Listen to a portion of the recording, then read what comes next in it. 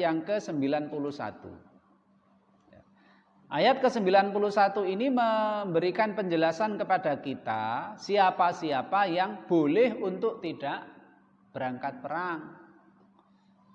Halangan-halangan atau alasan-alasan apa yang membolehkan seseorang untuk tidak ikut berangkat perang bersama Nabi. Laisa, tidak ada dosa, alad du'afa, bagi orang-orang yang lemah. Lemah apa? Lemah fisiknya. Termasuk lemah fisiknya. Termasuk lemah ekonominya, Pak. Dhaif di sini, laisa, tidak ada dosa, tidak mengapa, ala du'afa, bagi orang-orang yang lemah fisiknya atau lemah ekonominya. Kenapa lemah? Kalau lemah fisik memang enggak berangkat enggak apa-apa, Pak ya. Tapi lemah ekonomi kenapa boleh tidak berangkat? Karena saat itu Nabi Muhammad SAW dan saat itu, Pak ya, saat itu di zaman itu kalau mau berangkat berperang itu masing-masing harus punya kendaraan sendiri, duwe ongkos dhewe.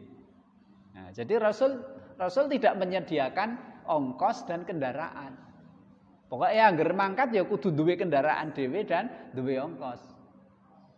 Duwe bekal juga. Padahal dari Madinah ke Tabuk itu kan ngalor, Pak ya. Lumayan jauh. Nah, kalau memang dia nggak punya bekal, nggak punya kendaraan, kalau jalan yo remuk sikile. Nah, itu yang tidak mengapa. Wala alal mardo, dan juga tidak mengapa, tidak dosa, nggak berangkat. Alal mardo, orang-orang yang sakit. Wala alal ladina, wala alal ladina la yajiduna ma yunfikun, dan juga tidak ada dosa orang yang tidak mempunyai bekal. Nah, tadi yang saya sampaikan tadi. Orang yang lemah secara fisik, orang sakit, termasuk orang buta, termasuk orang pincang, itu kan sakit itu, masuk sakit. Sakit dengan segala macam sakit. Buta, pincang, itu boleh, tidak berangkat. Wala 'alal ladzina la yajiduna ma yunfikun, yaitu orang yang tidak mendapati, tidak mempunyai bekal dan juga kendaraan. Itu termasuk lemah. Lemah fisik atau lemah ekonomi saat itu, Pak. Harajun, tidak ada dosa. Idza nasahu, jika mereka ikhlas lillahi, karena Allah, wa rasulihi, dan karena Rasul sallallahu alaihi wasallam. Memang ikhlas itu artinya betul-betul ya, alasan itu benar, tidak dibuat-buat.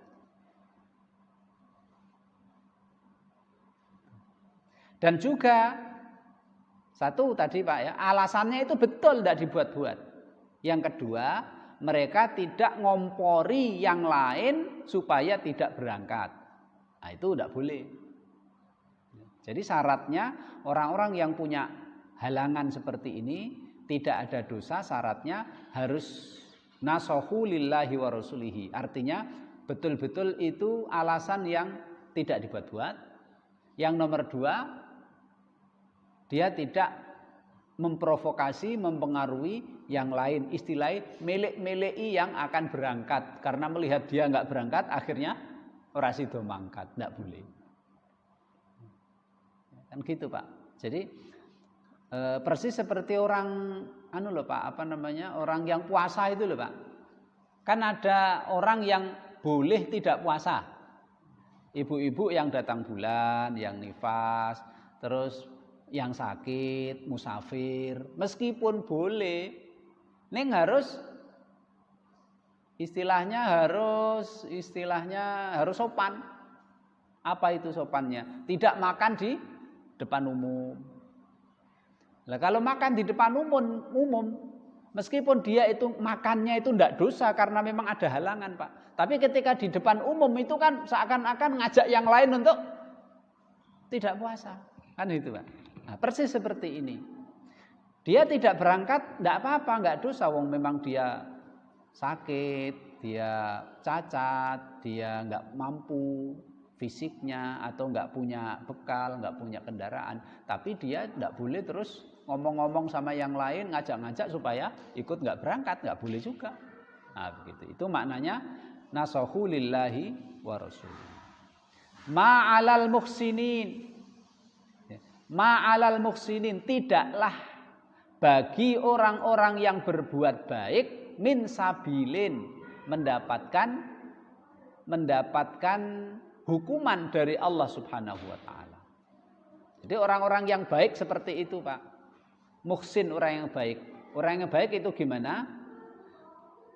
Alasannya betul, halangannya betul, tidak dibuat-buat dan tidak mempengaruhi yang lain. Min sabil, ma'alal muhsinina min sabil. Orang seperti itu tidak akan dihukum dan tidak mendapatkan dosa dari Allah Subhanahu wa taala. Wallahu ghafurur rahim. Allah Maha Pengampun lagi Maha Penyayang.